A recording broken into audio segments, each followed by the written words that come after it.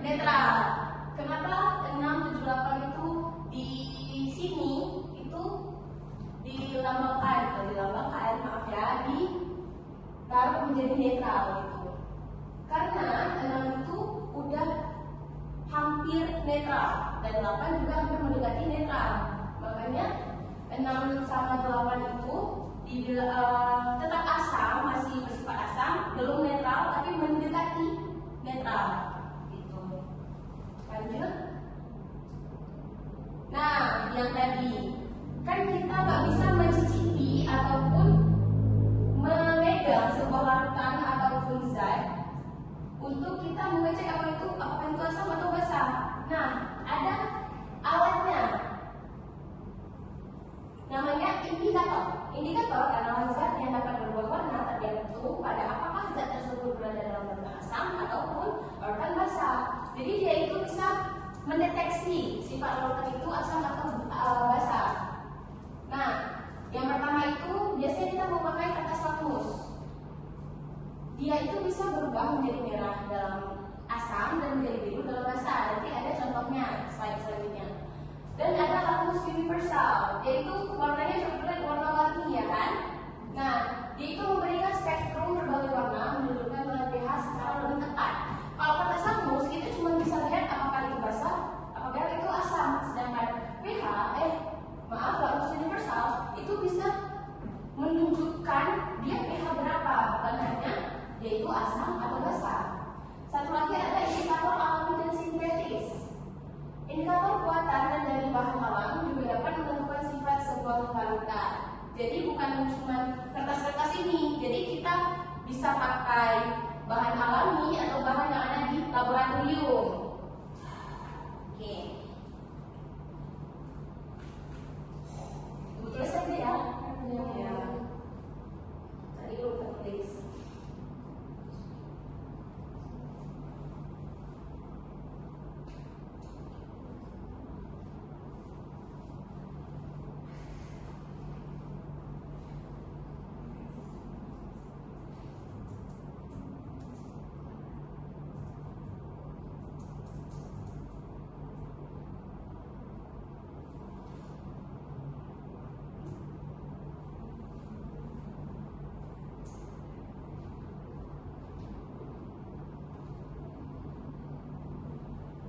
Indikator tadi terbagi menjadi berapa aja tadi?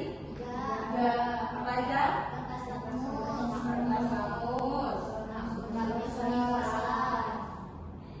lakmus universal, tadi 3.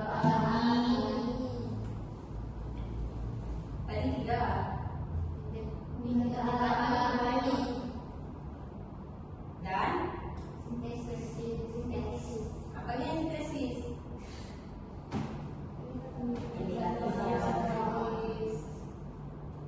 Pintar, oke. Terima kasih. Nah,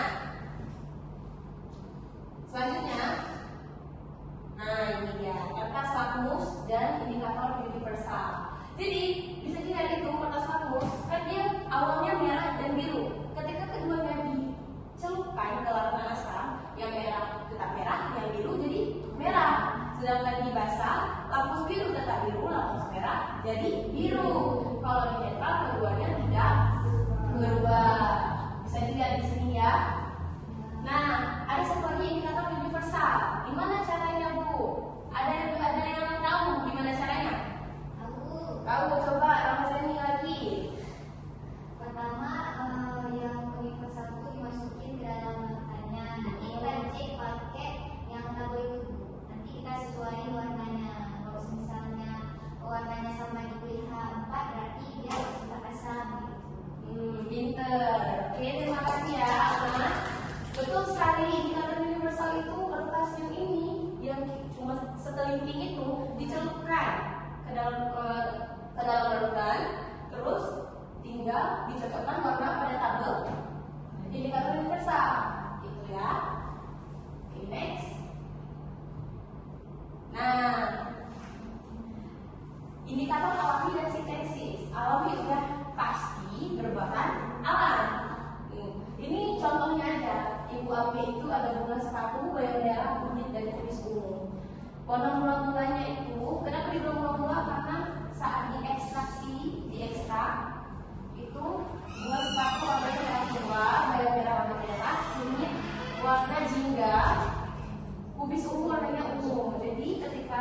dicampurkan satu tetes misal ke dalam larutan asam juga setetes, itu berubah menjadi merah muda, kuning sama merah muda juga. Sedangkan dibasah dia berubah warnanya.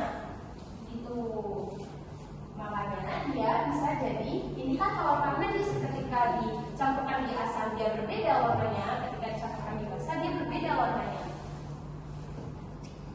Lanjut, ada terakhir indikator sintesis. Ini juga cuma beberapa contoh. Itu ada metil oranye, metil merah, bromimol biru, dan fenolftalin. Jadi di sini di tengah itu ada trayek pH-nya. Jadi contohnya itu kita ambil mungkin fenolftalin aja karena sering disebut-sebutkan. Nah, di sini dibilang trayek pH-nya itu 8,3 sampai 10,1. Perubahan warna dengan naiknya pH itu tidak berwarna sampai merah.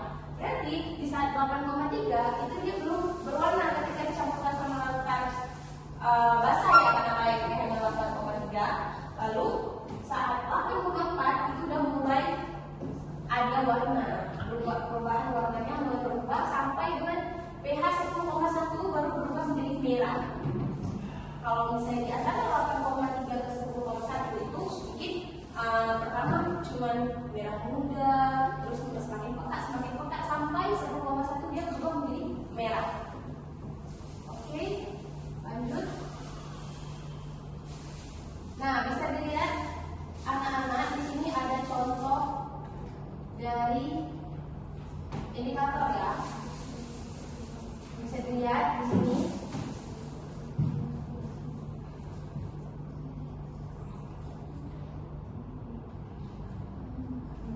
Nah, lakmus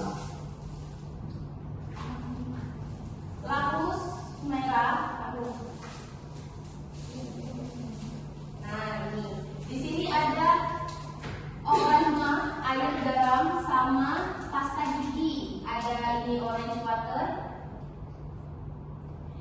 Apa itu orange water? Air warna oranye. Ya, di sini ada madu dan vitamin C. Nah, kita lihat ya. Vinegar, siapa yang tahu vinegar? Sabuka. Ya, betul. Coba sih ya.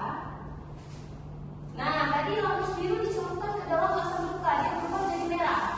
Artinya apa? Asam, betul. Nah, ini lakmus biru dicelupkan semua ke dalam yang di atas itu berubah menjadi warna merah semua, ya kan? Itu artinya yang deretan dari atas itu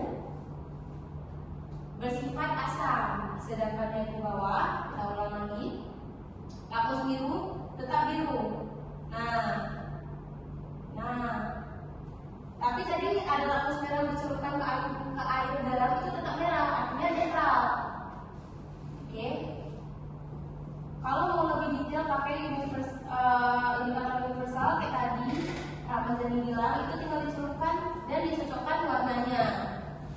Kalau memakai indikator alami, pakai hibiscus, bunga sepatu, dan kunyit, sama kalau ungu. Nah, dipraktekkan.